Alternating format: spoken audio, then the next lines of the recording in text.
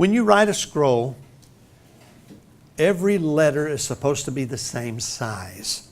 When you come up and look, if you can see from where you're sitting, you can look at these letters. They're all the same size. And so it's very interesting when you come across a scroll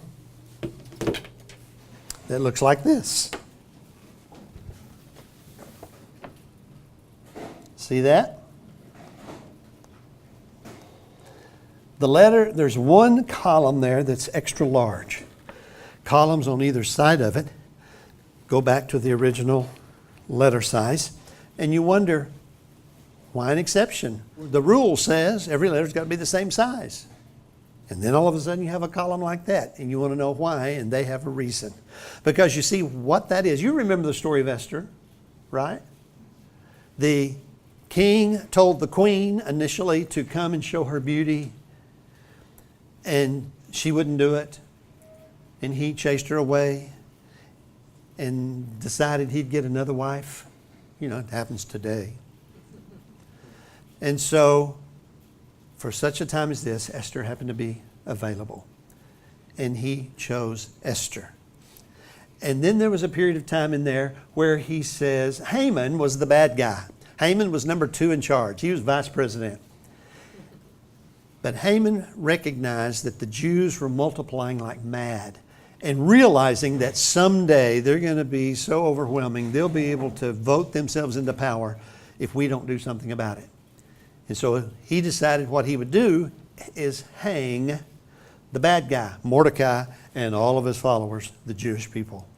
And so he built a gallows at the edge of town and then went to the king and said, I want to hang them. And the king said, okay.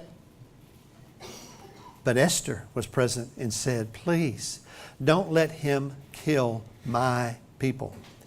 First opportunity, he knew that she was a Jewish girl.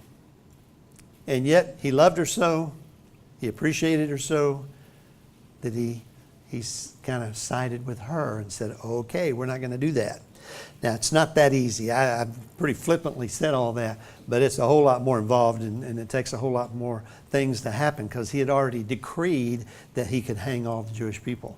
And you can't just undecree something. So there was a lot of stuff that had to happen. But anyway, what did happen is when it got down to it, the king says, well, what am I going to do with Haman?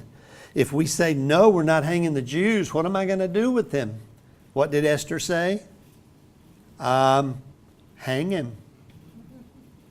So what this is, it's the name of Haman and his 10 sons. Why did they write them that large? To remind us, don't mess with God's people. And I would say amen.